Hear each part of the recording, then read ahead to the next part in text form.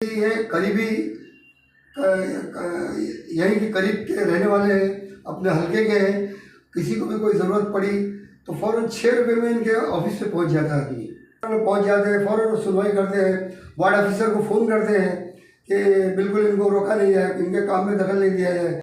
इनके काम अच्छे हैं और काम आदमी को प्यारा होता है, आदमी प्यारा नहीं होता है। तो सारे लोगों का कहना है कि हम शिवाले साहब अच्छे हैं, इनको ही वोट दिया जाए और इनको ही सांसद में आने का चांसेस है।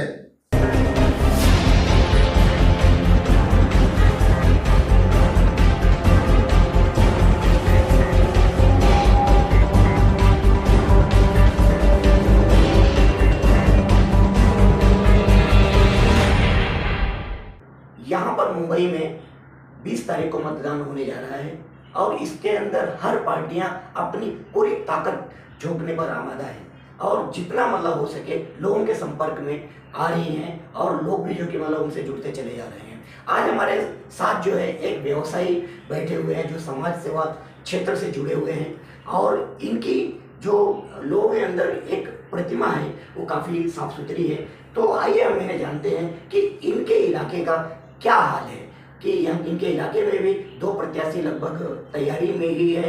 एक इंडिया गठबंधन का प्रत्याशी है, दूसरा एनडीए का प्रत्याशी है। तो हम जानना चाहेंगे कि इनके यहाँ हालात क्या कहते हैं।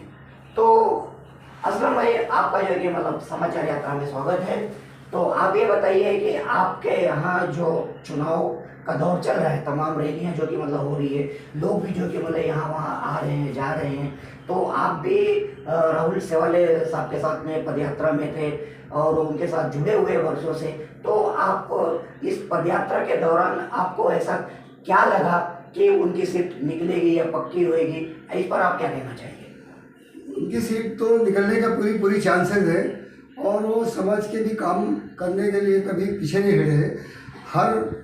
हर समाज के लोगों का कोई भी काम हो तो उनके वहाँ हम लोग जाते हैं तो फ़ौरन वो उस काम के अंजाम देते हैं और उनकी सुनवाई करते हैं और काफ़ी लोग उनके साथ में जुड़े हुए हैं और हम लोग भी उनके साथ अभी यात्रा किए हैं, पद यात्रा में थे तो काफ़ी लोग थे और सबसे यही चर्चा हो रही है कि वापस इनको जिताया जाए, इसलिए कि ये करीबी यहीं के करीब के रहने वाले हैं, अपने हलके के हैं। किसी को भी कोई ज़रूरत पड़ी तो फ़ौरन 6 रुपये में इनके ऑफिस पे पहुंच जाता है आदमी।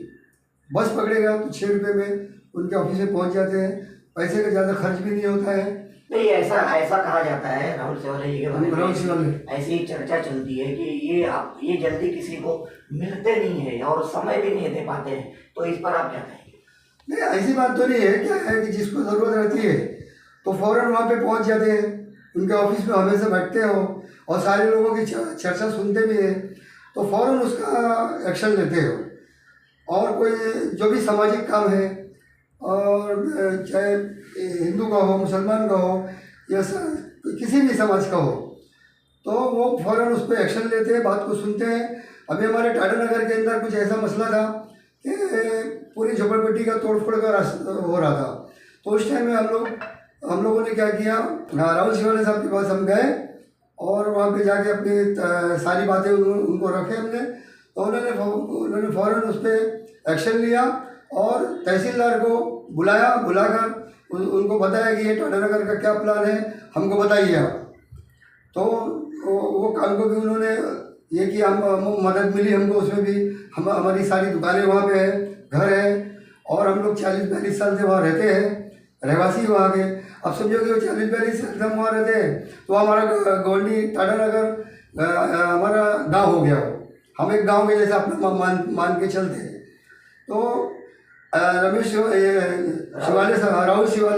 शेवाले जैसे सांसद में ऐसे लोगों को रहना चाहिए जो बड़े बड़े काम भी वो लोग करते हैं। अभी कब्रिस्तान का भी काम उन्होंने पास करवाया है, ये आपका डंपिंग के पास उधर भी पास करवाया उन्होंने। और हम लोगों को मस्जिद वगैरह का कुछ काम रहता है तो फ़ौरन हम लोग पहुँच जाते हैं, फ़ौरन सुनवाई करते हैं, वार्ड ऑफिसर को फ़ोन करते हैं कि बिल्कुल इनको रोका नहीं है, इनके काम में दखल नहीं दिया है, जो कानून कायदे से जो काम हो रहा है उनको होने दो, ऐसा है।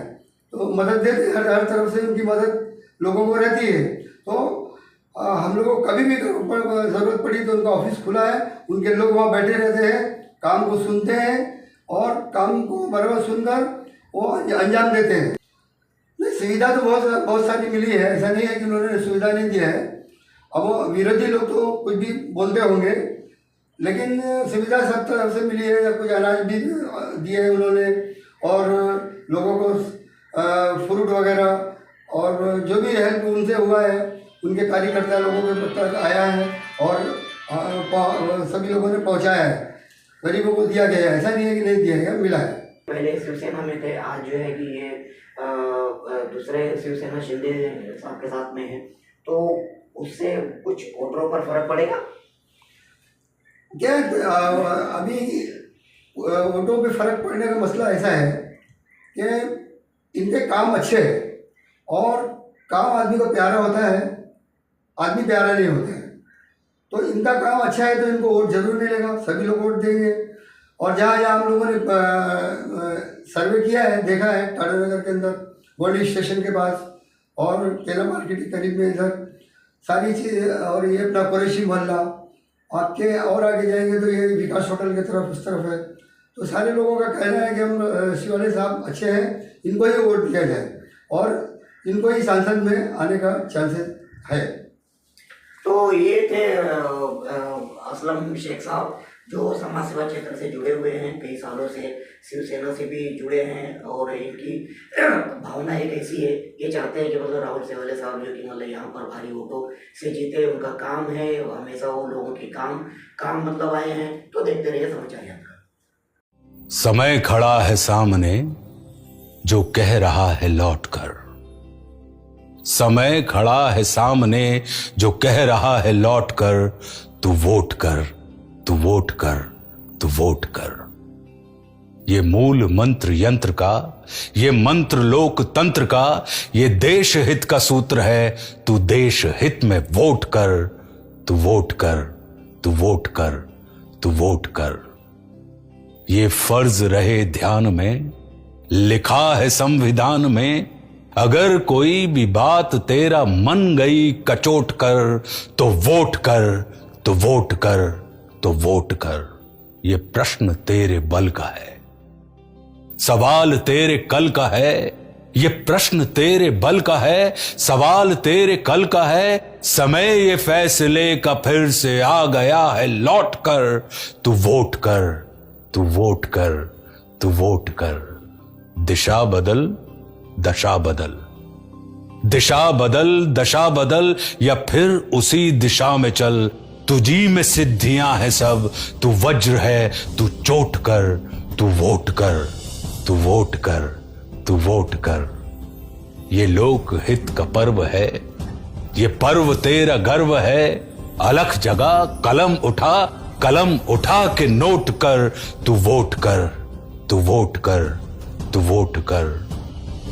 ये फर्ज तू निभाएगा कि वोट देने जाएगा, ये फर्ज तू निभाएगा कि वोट देने जाएगा। कसम उठा, बटन दबा, बटन दबा के वोट कर, तू वोट कर, तू वोट कर, तू वोट कर।